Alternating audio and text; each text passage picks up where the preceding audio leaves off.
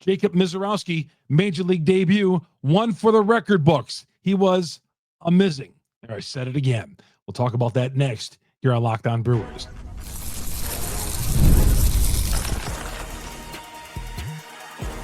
You are Locked On Brewers, your daily Milwaukee Brewers podcast. Part of the Locked On Podcast Network, your team every day. Have had debuts of other highly touted pitchers, Ben Sheets, Juan Nieves, you name it, right down the road. Some have been disappointing. Some never lived up to their billing. Some pitched well, didn't stick around. But Jacob Misiorowski, man, he was just fantastic.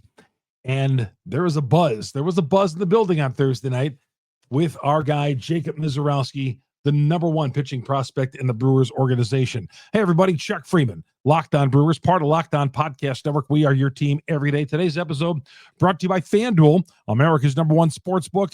New customers, $200 in bonus bets you're going to get when your first $5 bet wins with FanDuel. All right. We learned earlier in the week that Miserowski was going to make his major league debut with the Brewers. Kind of a surprise. I mean, in a surprise in that the Brewers called him up because the Brewers had such pitching, such great starting pitching. And I say great starting pitching. Guys have been, each one of these guys have gone out and putting up real good numbers. So what was the need to call up Jacob Misiorowski? What was the need for it? You had Logan Henderson down in the minors. He pitched well when he was up here. You bypassed him. You bypassed Tobias Miners, and you went right to Jacob Misiorowski, the number one pitcher in the organization. And we saw on Thursday night just maybe a little glimpse on how it could be in the future. Good to have you along, man. What a night it was. Now, second inning, third inning, I got a text from a buddy of mine who I haven't heard from in months. Texts me and says, Chuck, we're looking at our next starting pitcher, our number one ace 3 years from now. I was like, 3 years from now, this guy might be the ace next season. He might be this season. Now, I'm not going to go there because you know what we do? As Brewers fans, we do this. We do this as Wisconsin sports fans. We get great first impressions. We are all in on that guy. We're all in on managers. We're all on players. We're all in. We jump all in. And when the guy fails, man, we pile it on that guy. And I'm not saying Miserowski's going to pay. I'm not going to throw cold water on it. But we do got to pump the brakes a little bit. Yeah, what he did out there, 5 scoreless innings, 5 hitless innings. 6th inning, comes up a little bit of a twisted ankle. He says he's fine. Calf injury. He said he was fine after the game. But, you know, with those things with the Milwaukee Brewers, I feel like sometimes when a pitcher says, oh, he's fine. Oh, I'm good. And the next thing you know, it's on a 10-day injury list. Then 15. Then 60-day. I'm just being the Brewer pessimistic fan here. But he says he's fine. But he came out in a standing ovation. He threw a few pitches, 3 pitches, and then his spike got caught. And it looked like it was ankle, but it was a calf cramping up, they were saying. Whatever they say, he came out of the game, but he looked fantastic. 6'7", dominating from all accounts in this postgame and the pregame interview he did the other day. Nice kid, low-key kid. All his family was in town. His 2 grandfathers were in town. His grandparents were in town. And Ms. Mania was taking over AmFam Field for a Thursday night with the rival Cardinals coming to town. Yeah, you weren't pitching against it doesn't matter who you're pitching against, but they know the Cardinals, Cardinal fans in town. You got amped up a little bit. My man JD Heffron from Locked On Cardinals gave me a text and said, I hate this guy already. You know, so it's all good. But yeah, the Miz came in and he was throwing 102.2, 101.8, 81 pitches. And I like to think he's going to make another start, right? I mean, he is going to start another game, right? I mean, Logan Henderson got sent down after, 9 strikeouts in his debut? So I'm assuming the Miz is going to stay. Now, one indication that he's going to stay, Aaron Civale is not very happy about the Miz getting called up because Civale got demoted to the bullpen, and we're going to talk about that coming up here in a little bit. But the Brewers, who are underdogs in this game, St. Louis is a minus 135 with Sonny Gray on the hill. But the Miz came out there, and what did I see here? He's the sixth pitcher since 1900 to go at least 5 innings without allowing a hit. 6 pitchers in Major League Baseball have gone through since 1900 have gone 5 or more innings without allowing a hit. Again, he was amping up that fastball, that radar gun, clocking over 100. Quite a debut. Only a handful of pitchers have ever clocked 100 in their debut. Willie Peralta had done it, and I'm trying to think of the other one. It escapes me right now, but I know Willie did it back in 2013. But as a result, Brandon Woodruff did get moved to the 60-day injured list, and Civale got moved to the bullpen. But I mean, it gives us something really to get excited. I mean, there's plenty to get excited about the Milwaukee Brewers. But I thought with the Miz coming up here, gave us a little shot in the arm, a little jolt, right? A little energy boost with this Milwaukee Brewers team. And maybe this is something that's going to get them going for a little bit, because they've been they were meandering under the 500 mark. And lately, they've been staying 5.5 games and back on the Cubs. And I said in the podcast yesterday, I feel like we've been 5.5 games behind the Cubs for like 3 weeks now. But because when the Brewers lose, the Cubs lose. And when the Cubs win, the Brewers win. Not such a bad thing. The Brewers are back in 5th place. And I believe I saw Hunter Baumgart say they're in 5th place for the first time since May 7th. Hunter said that on Twitter. First time since May 7th. So all good. Fun night. The Brewers, for a while there, it looked like it was going to be 1-0.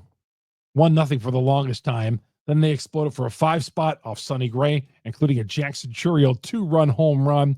Got up to a 6-0 lead. And of course, Brewers do what they do, and they just kind of sit on that 6-0 lead. Bullpen came over, gave up the no-hit bid in the 7th, and 3-hit shutout of the Cardinals with the relievers coming in afterwards. But we like what we saw. All good. Control seems to be there. And he looked the part. 6'7" menacing guy. Great to see a guy like that on the mound for the Brewers, right? Okay, 2 things. How long is it before that the national media tries to trade Jacob Misiorowski out of Milwaukee? The countdown is on from 6 years to the final year as to what team he is going to sign with as a free agent, right? Because anytime a Milwaukee Brewer player or a small market player has success, the national media immediately wants to trade him. So how long before we hear about the Brewers having to trade Miserowski, right? That's going to happen. I'm kidding, but kind of not. MLB.com. I get their newsletter every morning, their morning newsletter that they send. And I've talked about this before. I kind of joke, well, they always list like the 6 top stories every day, and it's never a Milwaukee Brewer story. It's your Yankees, it's your Dodgers, it's the Boston Red Sox, it's the Cubs. It's the same big market stuff that the Major League Baseball wants to shove down our throats. So I'm curious tomorrow morning when I wake up if Miserowski will be one of the 6 headlines that they have, 6 or 7 headlines that they put in their morning newsletter for MLB.com. I'm going to say, well, it should be it's been dominating social media tonight. You would think it'd be one of the top stories, but hey, with how little Major League Baseball likes the Milwaukee Brewers to have any type of success, it wouldn't surprise me if someone decided not to include the Miserowski story, which is incredible because, if the Yankees did this or the Boston Red Sox or Boston, oh my God, it'd be all over the place. It would be all over the place. All right, we come back. We're going to talk about, as much as we love the Miz, there was one guy in the building who maybe didn't like it so much. We'll talk about that coming up next here on Locked On Brewers. Locked On Brewers, Trade Coffee, a great sponsor here on Locked On Brewers. If you're a coffee drinker, whether you like it cold or warm. Why settle for anything less than amazing, right? In anything in life, why settle for anything less than amazing? That's where Trade Coffee comes in. Whether you're gearing up for back-to-back meetings, you need that jolt in the morning, whether you're taking the kids to school in the morning or summer school, and maybe you got some vacation and you got to take them somewhere and you got to get up in the morning. Well, Trade Coffee comes right in, sets the tone for the rest of the day. Trade Coffee, the #1 coffee destination in the United States, delivering fresh, incredible coffee from over 50 of the country's top roasters. 50. So whether it's the cold brew, the pour over purist, they've got a roast that you are going to absolutely love. And right now, with Trade Coffee, here's the offer they have. They're offering new customers 50% off your 1-month trial, 50% off at drinktrade.com/lockedonmlb. Again, Trade Coffee. Go to drinktrade.com/lockedonmlb. You'll get 50% off your 1-month trial, and you'll enjoy the coffee from the top roasters in the country. That is Trade Coffee. drinktrade.com/lockedonmlb. Chuck Freeman here on Locked On Brewers, part of the Locked On Podcast Network. We are your team every day. Good to have you along here on Locked On Brewers. On what night is this today? This is a Thursday night. Yeah, it is Thursday night. I think this is the Brewers' first home Thursday night game of the year. Might be their first home Thursday night game of the year, I want to say. I think they had an afternoon game earlier in this year, but I don't remember. This, of course, is the longest homestand of the year, but nonetheless, Brewers take game 1 of the 4-game series against St. Louis. But there's one guy who was not happy. I talked in the podcast yesterday about what happens with Aaron Civale, because the numbers told me that Aaron Civale was going to be the odd man out here. Would they try to trade him? What were they going to do? Well, they moved him to the bullpen. And then the reports come out this morning from Ken Rosenthal on Thursday morning that Civale was ticked off. He was unhappy. He was being passed over for younger players. And apparently this had been growing with him. He had been ticked off because he felt like other players, younger players, had been passing him. He's 30 years old. He's still been in the prime of his career. But he was not happy. He is not happy. Now, he has requested a trade. His agent has requested a trade from the Milwaukee Brewers because Civale wants to start. He believes he should be a starter. Okay.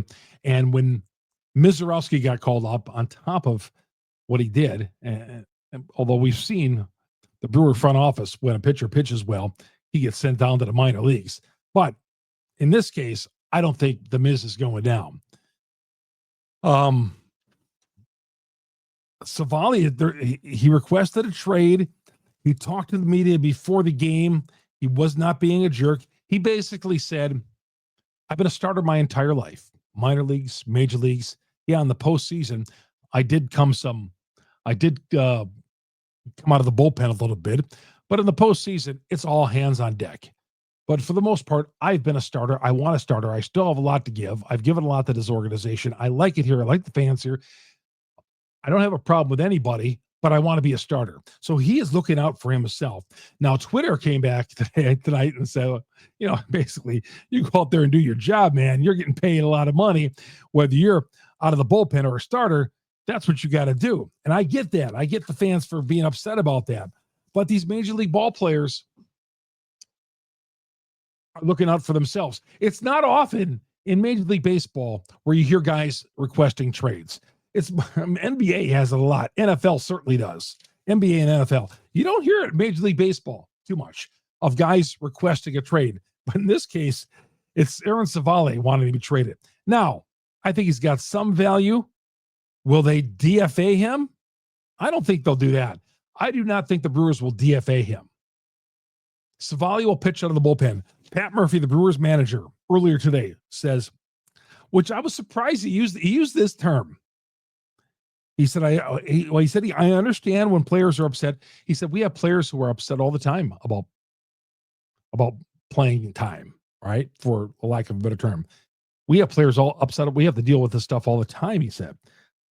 But he said, our number one concern is, how he's going to handle this, his behavior on this. And he said, I know Civale is a good guy. The teammates think he's a good guy. Everybody knows how good of a guy he is. How is he going to handle this? Now, Civale says he's going to go to the bullpen and he's going to pitch again in 5 days out of the bullpen or whenever it is. He's going to be fine. He's not going to pout. He's not going to go out there and do a lousy job. He's going to go out there and be a professional and come out of the bullpen, which he should do. He's getting paid, right? He's getting paid. They're not asking him to carry the bats back and forth from the bus or carry all the equipment. They're just asking him to go to the bullpen because they feel like they want to give Miserowski a shot here. Okay? I talked to that yesterday on the podcast or 2 days ago about the abundance of pitching, starting pitching. It's just unbelievable. Somebody had to go. Woodruff went on the 60-day injured list when we thought he was on his way coming back. So Miserowski is going to be here to stay. And Civale, it's always tougher trading a player when he says, I want to get traded. Or when a club is going to want to trade you. This happens in the NFL or in the NBA. When the word is around the league that somebody wants to get traded, it makes it much more difficult. Like in the NFL in training camp, when other teams know you want to trade somebody, no matter how good, nobody wants to give up a draft pick because they know if you don't trade them, you're going to release them, and then we can go and get this guy. So the Civale's only option might be at this point for the Brewers to DFA him. I think he had some value out there, but now that the Brewers and everybody knows, other teams know that he wants out of Milwaukee, well, his trade value lessens. That's the thing. His trade value lessens in this. You might be able to trade him in a package deal. And I said, you need some position players on this team. Some guys who could play, some guys who could hit. And Civale in a package deal might work for somebody. Okay. But then again, would it? Or would teams just say, well, hey, your guy's unhappy there. Will the Brewers just DFA him to create a spot in the 40-man for somebody else? I don't know. They traded for Civale last year, got him from Tampa, and he's pitched all right. His ERA, though, is close to 5, but I looked at his numbers. I mean, he's not going into the 6th inning. He's going 4 or 5 innings. But the numbers aren't terrible. They're not great. They're good. They're all right. There's nothing bad about it. But I haven't seen a controversy like this with the Brewers in a long time, where there's somebody who's demanding a trade or unhappy with the team. We haven't had this for a while with the Brewers. So this is unusual because the Brewers have a culture where they have guys, pretty good team guys in their team, and a pretty good locker room. And I'm not saying Civale is a bad guy, but I have not heard too many times over my years of covering the Milwaukee Brewers that somebody is unhappy and they want to get traded. Sometimes guys get traded here, and first they don't want to get traded to the Brewers, like K-Rod a few years ago, and they get here and they realize, it's not so bad being with the Milwaukee Brewers. But Civale, marketing himself for his future, and he's 30 years old. He feels like marketing himself for his next contract, it's best that he becomes a starter. And I get that. Because these guys are all looking for their contract. The window is short for them to earn their money. The window is short. So I get it where Civale says to himself, boy, if they put me in the bullpen, that lessens my overall value. But of course, a starting pitcher is going to get more value, and that's where he sees value. So he's looking at it from his end. Now, when the fans come out and say, well, you got to go do your job, and I get that too. The Milwaukee Brewers say, well, we're trying to win. Murphy said afterwards, we're just trying to win ball games here. That's what we're trying to do. And in the judgment of the front office and Murphy, the judgment is the best way to get from A to B to win a ball game is Civale in the bullpen and Miserowski in the starting rotation. We'll see how that goes. But he was not happy. He had himself like a professional in the locker room. The Brewers brought him out. He actually talked, not in the locker room, he talked in the dugout before the game today. Talked for about 6-7 minutes. So answered all the questions, wasn't a jerk, wasn't pouting, just said, I want to be a starter. Whether it's here or with somebody else, I want to start games. We'll come right back after this timeout and look at Friday's pitching matchup next here on Locked On Brewers. FanDuel is America's #1 sportsbook for simple reason. It's popular. It's easy to get around their website. Their live betting is second to none. And they got great bonuses. Head to FanDuel right now. FanDuel.com. Place your first $5 bet. You're going to get $200 posted right into your account when you win that first $5 bet. Easy. Same game parlays. Fans have more ways than ever to play and play smart, win. And I tell you, the FanDuel live betting. Like the other night, you had Oklahoma City. They were a 6-point favorite. They got up by 8. And if you like the Pacers there, man, you could have got Oklahoma City plus 9.5 at one point. I'm sorry, Indiana plus 9.5 at one point. Second quarter, the Pacers went on the run, and not only they covered the 9.5, but they won the game outright to take a 2-1 series lead. You set a series price too. They have that on FanDuel. It's all there. But right now, the perfect time to sign up because of FanDuel, FanDuel.com, you place your first $5 bet, and if it wins, you'll get the $200 in bonus bets. Make every moment more with FanDuel, the official sports betting partner of the NBA. Good to have you along here on Locked On Brewers. Chuck Freeman here. Thanks for making us your first listen to every day here on Locked On Brewers. Dropping this podcast early Friday morning, late Thursday night, depending how you look at it, overnight hours. The Brewers will send out Freddie Peralta against Eric Fetty, the former White Sox right-hander, to the mound, and that'll be a 7 o'clock start for the Brewers and Cardinals in Game 2. Brewers, in, like I said before, second place for the first time since May 7th, according to Hunter Baumgart, his tweet tonight. St. Louis slides down to 6th place. The Cubs, 42-27. They got to win. They are, well, actually, let me just double check that. Oh, yeah, I guess who did the Cubs beat today? And the Cubs beat Pittsburgh. Yeah, Cubs beat Pittsburgh. They got to come back and play them an afternoon game, a Friday afternoon game at Wrigley tomorrow. So Brewers didn't gain any ground on the Cubs, and we're hoping that Pittsburgh can do a number, at least win a couple of games, maybe. But that series, that 4-game set at Wrigley, that would be nice. But St. Louis is not going to be an easy out this weekend. They got swept by Toronto, and now they come in here and they kind of lay an egg, losing to the Brewers 6-0. But Jacob Misiorowski, large part of it. And the Brewers got the Sonny Gray, too.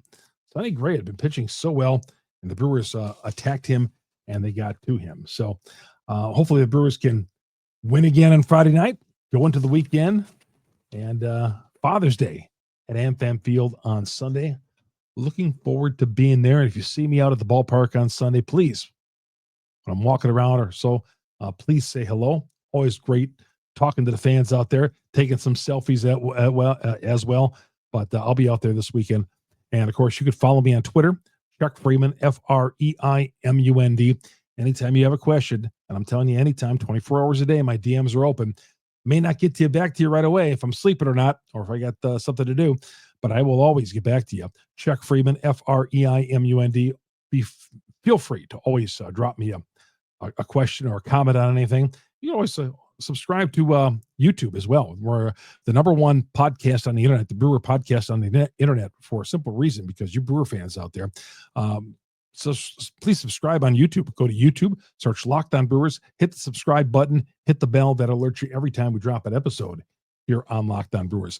And if you're already a subscriber to our YouTube channel, well, you can also go to our many platforms out there: Google, Spotify, Apple. We're on all the major downloads out there. Wherever you download your podcast, again, #1 podcast on the internet as far as Milwaukee Brewers baseball is concerned.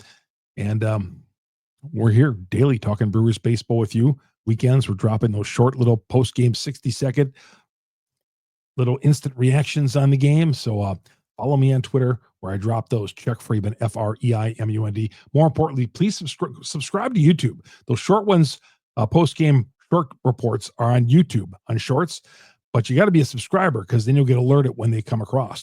Again, go to YouTube, search Locked On Brewers, hit the subscribe button, hit the bell.